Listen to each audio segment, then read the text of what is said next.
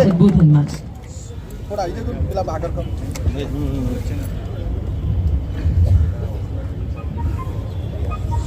નવનિર્મિત શહેર કોટડા પોલીસ સ્ટેશનના લોકાર્પણ પ્રસંગે આપની સૌની વચ્ચે ઉપસ્થિત રાજ્યના ડીજીપી શ્રી વિકાસ સહાયજી, અમદાવાદ શહેરના મેયર શ્રીમતી પ્રતિભાબેન જૈન, આ વિસ્તારના લોકપ્રિય સાંસદ અને જેમને એમના ધારાસભ્ય શ્રી આ પોલીસ સ્ટેશન ઝડપથી ચાલુ થાય, અહીંયા સારામાં સારી વ્યવસ્થા થાય તેના માટે હંમેશા ફોલોઅપ કરતા હતા એવા આદરણીય શ્રી હસમુખભાઈ પટેલ, સાંસદ શ્રી કિરીટભાઈ સોલંકી, ભારતીય જનતા પાર્ટી અમદાવાદ મહાનગરના અધ્યક્ષ ધારાસભ્ય શ્રી અમિતભાઈ શાહ, આ જ વિસ્તારના ધારાસભ્ય શ્રી દિનેશસિંહજી, બેન કંચનબેન રાદડિયા, જાગૃત ધારાસભ્ય કૌશિકભાઈ, કોર્પોરેટરશ્રીઓ, શહેર પોલીસ કમિશનર શ્રી GS મલિકજી, અહીંયા ઉપસ્થિત સૌ અધિકારીઓ અને આ વિસ્તારના સૌ નાગરિકો, આજે અમદાવાદ શહેરના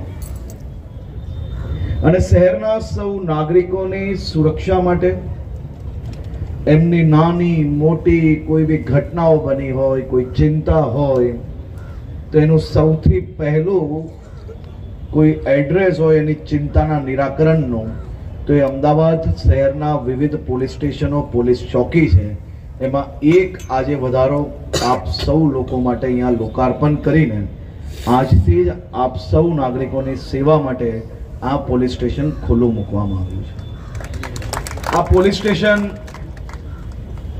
નું જ્યારે લોકાર્પણ કરતો હતો, હવે અમારે પરિસ્થિતિ ઘણીવાર ખૂબ ગંભીર હોય છે. ગંભીર પરિસ્થિતિ એટલા માટે કે કોઈ હોસ્પિટલ અને પોલીસ સ્ટેશનમાં ઓપનિંગ કરવા બોલાવે, આપણાથી નારિયેલ વધેરતા કે રિબિન કાપતા કે દીપ પ્રગટાવતા એમ ના કહેવાય કે આ હોસ્પિટલ પોલીસ સ્ટેશન ખૂબ ચાલે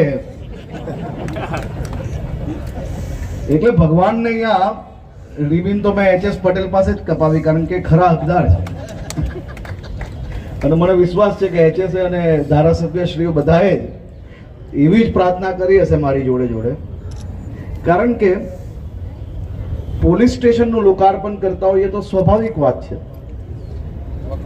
કે મનમાં એક જ પ્રશ્ન આવે, અને એ પ્રશ્ન મને બી આવ્યો અને મેં કહ્યું કે ભગવાન તું આ વિસ્તારના નાગરિકો પર એવા આશીર્વાદ આપજે કે બધાનો જ ભાઈચારો એ આ જીવન આ જ પ્રકારે ખુશમય રીતે આ વિસ્તાર આગળ વધતો જાય અને આ વિસ્તારના કોઈ બી નાગરિકે આ પોલીસ સ્ટેશન સુધી ના આવવું પડે એવી વ્યવસ્થાઓ બનાવવામાં મદદગાર થાય. અને જો આ પોલીસ સ્ટેશનમાં કોઈ આવવું પડે તો મને 100% વિશ્વાસ છે કે આ પોલીસ સ્ટેશન એવી વ્યવસ્થાઓ ઊભી કરશે કે મારા અમદાવાદ શહેરના કોઈ બી યુવાન, યુવતી, વડીલ, માતા, પિતા, એમની નાની મોટી કોઈ બી તકલીફમાં અગર પોલીસ સ્ટેશન સુધી પહોંચે તો પોલીસે એનો વ્યવહાર એ સામાન્ય નાગરિક જોડે એક સામાન્ય વ્યવહાર કઈ રીતે થઈ શકે અને એ ચિંતા એની કઈ રીતે દૂર થઈ શકે તે પ્રકારની વ્યવહારો જોડે આજે આ પોલીસનું લોકાર્પણ પોલીસ સ્ટેશનનું થયું છે. અને મને વિશ્વાસ છે કે આવનારા દિવસોમાં પોલીસ સ્ટેશનમાં આ જ પ્રકારનો વ્યવહાર થશે. એક સામાન્ય નાગરિક અને ગુનેગારોની વચ્ચેના વ્યવહારો એ બેવની વચ્ચે જેટલો મોટો ફરક છે એટલો જ ફરક પોલીસનો સામાન્ય નાગરિક અને ગુનેગાર જોડેના વ્યવહારમાં હોવો જ જોઈએ. અને આપણે એ જ દિશામાં ભૂપેન્દ્રભાઈ પટેલના માર્ગદર્શનમાં કામગીરી કરી રહ્યા છે. અને 100% મને વિશ્વાસ છે કે જે પ્રકારે પોલીસ ઝડપથી એ દિશામાં કામગીરી કરી રહી છે, ગુજરાતના પ્રત્યેક નાગરિકને આ બદલાવ જરૂરથી નજરે પડશે. મારું એક સૂચન છે કે કોઈ વડીલ આપણા પોલીસ સ્ટેશનમાં આવે અને એ વડીલને જો કોઈ પોલીસના જવાનો એક પાણીનો ગ્લાસ હાથમાં આપી લેશે તો એનાથી કોઈ પોલીસની તાકાત ઓછી નથી થઈ જવાની, પરંતુ તમારા વિસ્તારના નાગરિકોનો તમારા પ્રત્યેનો વિશ્વાસ જરૂરથી વધી જશે અને નાગરિકો એના હકદાર છે. એક વ્યક્તિ કોઈ નાની મોટી તકલીફમાં આવે છે અને પોલીસના જે કોઈ વ્યક્તિને પોલીસ સ્ટેશનમાં પહેલા મળે છે એ વ્યક્તિ જો એને હૂંફ આપશે તેનો 90% પ્રોબ્લેમ તો એ જ વખતે સોલ્વ થઈ જશે. પછી એના વિશ્વાસ અને એની પોલીસ પ્રત્યેની જે શ્રદ્ધા છે તેનાથી એનો વિષય જરૂરથી ક્યારેક ને ક્યારેક નિકાલ આવશે એવો મને વિશ્વાસ છે. શહેર કોટડા પોલીસ સ્ટેશન આપણું અમદાવાદ અને અમદાવાદની ભગવાન જગન્નાથજીની રથયાત્રા એ દેશ અને દુનિયાભરમાં ફેમસ છે. ભગવાન જગન્નાથજીની રથયાત્રા નીકળે અને સરસપુર ખાતે પહોંચે, મામેરું ભરાય અને દિવસભરમાં આખી યાત્રા દરમિયાન આશરે 5 થી 6 કલાક યાત્રા એ આ વિસ્તારની અંદર હોય છે. ત્યારે આ વિસ્તારનું પોલીસ સ્ટેશન કેટલું મહત્વનું છે એ આપ સૌ લોકો સમજી શકો છો. આ વિસ્તારની અંદર એક અત્યાધુનિક પોલીસ સ્ટેશન એ આ વિસ્તારના નાગરિકોનો હક હતો અને આજે રાજ્યના મુખ્યમંત્રી શ્રી આપ સૌ લોકોને આ અત્યાધુનિક પોલીસ સ્ટેશન ભેટ આપી છે. આ પોલીસ સ્ટેશન થકી આવનારા દિવસોમાં આ વિસ્તારના નાગરિકોની સેવા જોડે જોડે આવી અનેક યાત્રાઓ, જે યાત્રામાં બંદોબસ્ત કરવા આવતા લોકો, જે પોલીસના બીજા જિલ્લાઓમાંથી જે અધિકારીઓ આવતા હોય છે તે લોકોને જે તકલીફ પડતી હોય છે એ તકલીફનું નિરાકરણ બી આ પોલીસ સ્ટેશનમાં ખાસ કરીને કરવામાં આવ્યું છે. ઉપરના માલોમાં હોલ બનાવવામાં આવ્યા છે જ્યાં અનેક પોલીસના જવાનો રહી શકે છે, રાત્રિ રોકાણ કરી શકે છે અને શાંતિથી એનો બંદોબસ્ત આરામદાયક પરિસ્થિતિમાં પૂર્ણ કરી શકે તે પ્રકારની વ્યવસ્થાઓ આ પોલીસ સ્ટેશનમાં ઊભી કરવામાં આવી છે.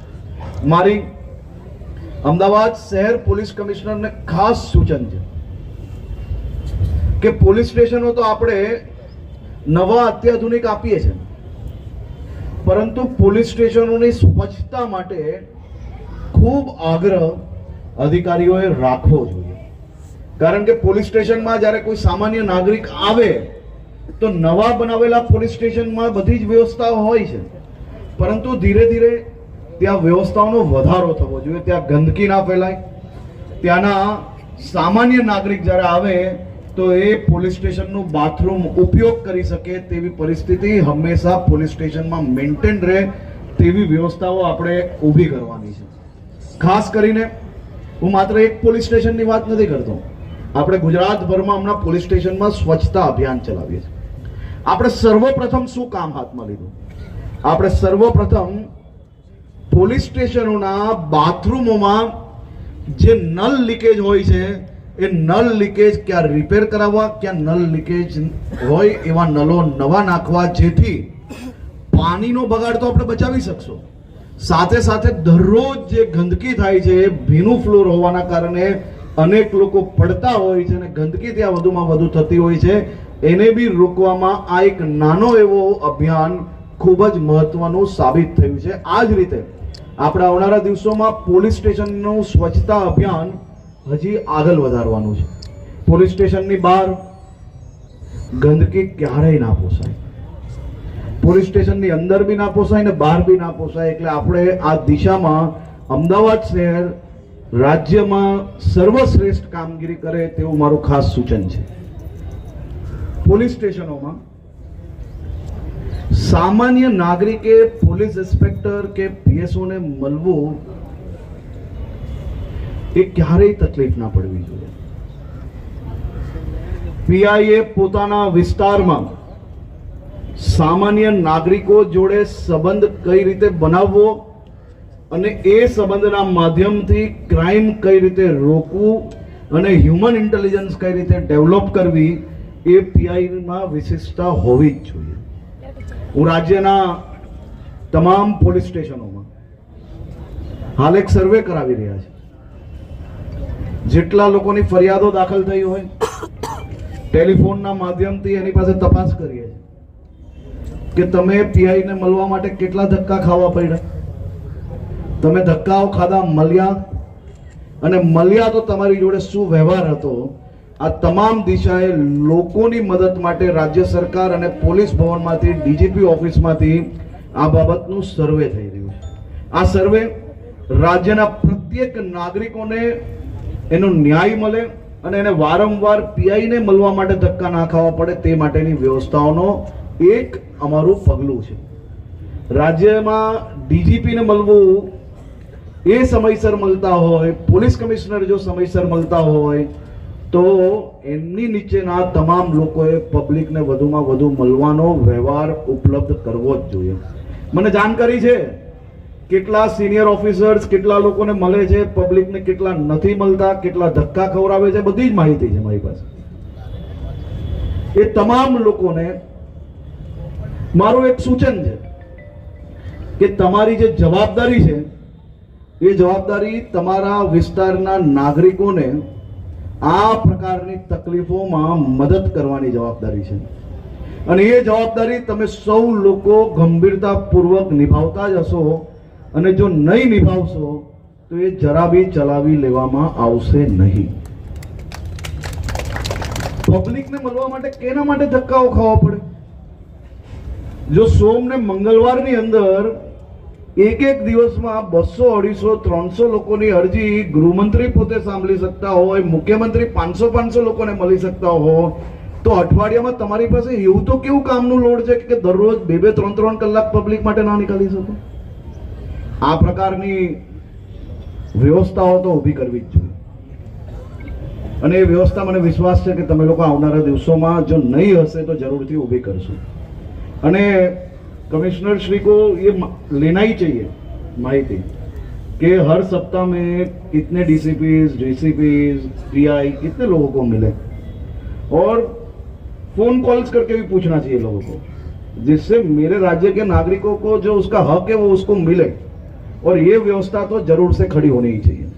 સાથે સાથે અમદાવાદ શહેર પોલીસની ટીમનું ખૂબ ખૂબ અભિનંદન આપું છું.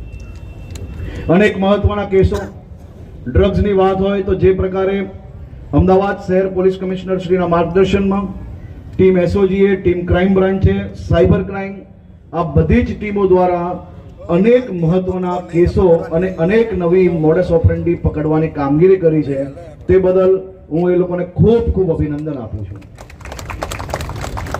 પેપર રોલની અંદર ડ્રગ્સ લાવવાનો પ્રયત્ન કરતા હોય, કુરિયરના માધ્યમથી પ્રયત્ન કરતા હોય, ડાર્ક વેબના માધ્યમથી પ્રયત્ન કરતા હોય, અને કાલે 2024નું પહેલા દિવસે પહેલું મુહૂર્ત અમદાવાદ શહેર પોલીસે કરી લીધું. 2024ની વહેલી સવારે જ ધર્મનું સૌથી મોટું કામ કઈ હોય તો મારા રાજ્યના યુવાનોનું ભવિષ્ય ધૂંધળું થતું અટકાવવું, અને એ દિશામાં અમદાવાદ શહેર પોલીસ કમિશનરના માર્ગદર્શનમાં અમદાવાદ શહેર પોલીસે એક ઉત્તમ કામગીરી કરી અને કાલે શ્રી ગણેશ સવારે વહેલા કરી લીધા અને ડ્રગ્સ પેડલરને પકડી લીધા. આવા 1-2 થી મુહૂર્ત થયું 2024નું, પણ 365 દિવસમાં મને વિશ્વાસ છે કે અમદાવાદ શહેર પોલીસ એક ટીમ તરીકે, અને ખાલી બ્રાન્ચીસ નહીં પરંતુ પોલીસ સ્ટેશનો બી આ કામગીરીને આગળ વધારે, અને પોલીસ સ્ટેશનો આ કામગીરીને નીચે સુધી કઈ રીતે નિરીક્ષણ કરાય અને એની પાસે માહિતી આવે, એની ઉપર તાત્કાલિક એક્શન લેવામાં આવે ડ્રગ્સને રોકવામાં, તો જ આપણે સૌ લોકોને સફળતા મળશે. સાથે સાથે અમદાવાદ શહેર પોલીસની શી ટીમને હું અભિનંદન આપવા માંગુ છું. અદ્ભુત કામગીરી. આપણે ક્યારેય કોઈએ સપનામાં વિચારેલું કે તમારા વિસ્તારના કોઈ વડીલો બીમાર હોય, એના દીકરા દીકરી પોતાની નોકરી માટે કોઈ અમેરિકા જતું રહ્યું, કોઈ બોમ્બે જતું રહ્યું, કોઈ લગ્ન કરીને બહાર જતું રહ્યું, આવા વડીલોને ગુજરાત પોલીસની દીકરીઓ એમની જોડે સંપર્કમાં રહીને કોઈકની ટ્રીટમેન્ટ કરાવે, કોઈકને બેંકમાં રૂપિયા જમા કરાવવા હોય તો જે લાલ લાઇટ વાળી ગાડી આજ તક તમે મંત્રીઓની આગળ પાછળ, અધિકારીઓની આગળ પાછળ જોઈ હોય, એવી લાલ લાઇટ વાળી ગાડીમાં બેસાડીને આવા વડીલોને બેંક અને હોસ્પિટલ સુધી લઈ જાય, આવા દ્રશ્ય ગુજરાત પોલીસની સી ટીમની બહેનોએ ખાસ કરીને અમદાવાદ અને ગુજરાતભરમાં આવા દ્રશ્ય જે જોવા મળ્યા છે, આ જોઈને મારા અને તમારા જેવા સૌ નાગરિકોને મનમાં 100% પોલીસ પ્રત્યે ગર્વની લાગણી અનુભવાશે.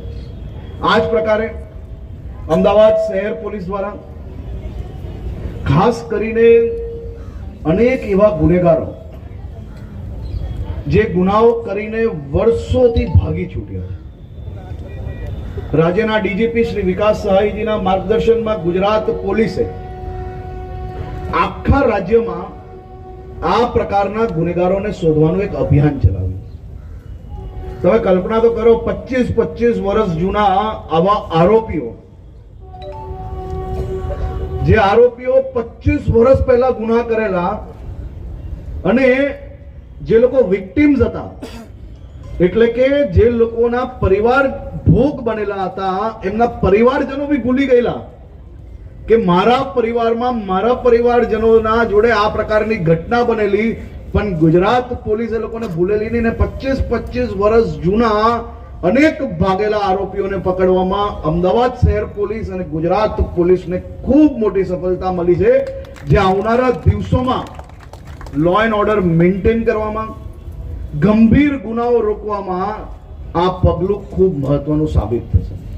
આ જ પ્રકારે ટ્રાફિક પોલીસ, જે આપ સૌની ટ્રાફિકની વ્યવસ્થાઓ માટે ખાસ કરીને પોસ્ટેડ એ લોકોને કરવામાં આવ્યા. મને વિશ્વાસ છે કે અમદાવાદ શહેર પોલીસ કમિશનર શ્રી જે ટ્રાફિક પોલીસને સ્ટ્રેન્થન કરવા માટે, લોકો જોડે શું વ્યવહાર હોવો જોઈએ તે માટે અને રૂલ્સ એન્ડ રેગ્યુલેશન ફોલો કરાવવાની દિશામાં જે પ્રકારે કામગીરી કરી રહ્યા છે, તે જોતા મને 100% વિશ્વાસ છે કે આવનારા દિવસોમાં લોકોને કોઈ બી પ્રકારની હેરાનગતિ નહીં ભોગવવી પડે એ પ્રકારની વ્યવસ્થાઓ અમદાવાદ શહેર પોલીસ કરવા જઈ રહી છે. પરંતુ એની સાથે સાથે જો તમે એવી અપેક્ષા રાખતા હો કે કોઈ બી પોલીસે તમને રોકવા જ નહીં, તો સાથે સાથે ઘરથી બહાર નીકળતા હો તો એકાદ હેલ્મેટ ખાલી માથા પર નાખી લેજો, જેથી કોઈએ રોકવા જ ના પડે. આ હેલ્મેટ એ તમારી 500 રૂપિયાની ફાઇન બચાવવા માટે હું નથી કહેતો. આખા ગુજરાતમાં આખા વર્ષમાં